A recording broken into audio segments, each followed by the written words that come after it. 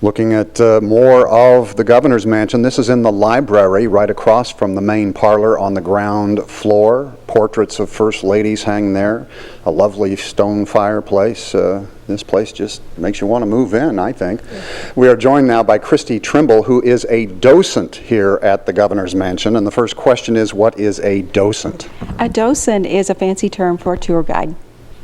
And you give a lot of stories. I know I have this book here, If the Walls Could Talk, written by Gene Carnahan, and you actually talk for them and give lots of stories. Tell us about some that you tell on your tours. Well, one of my favorite stories takes place in the Nook. That's one of my favorite places to talk about, and I like to talk about Mrs. Stevens. She was a very colorful First Lady, and she actually started the tradition of First Ladies' portraits.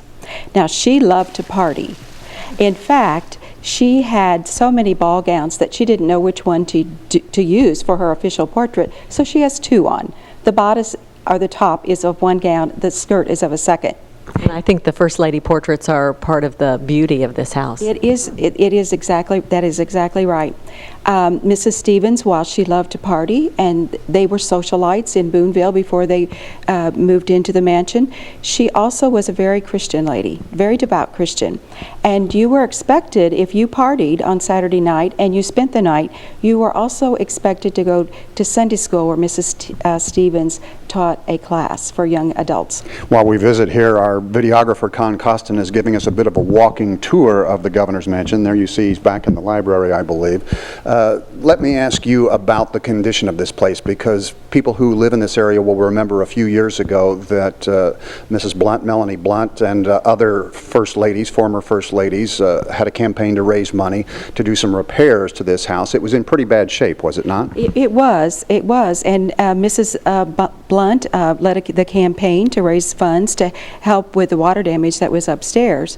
But several years prior to that, Mrs. Hearns and Mrs. Bond led the campaign to help save the mansion. It probably would have been torn down if it had not been for those two ladies that started that drive. Mrs. Hearns started the restoration work on the outside of the house.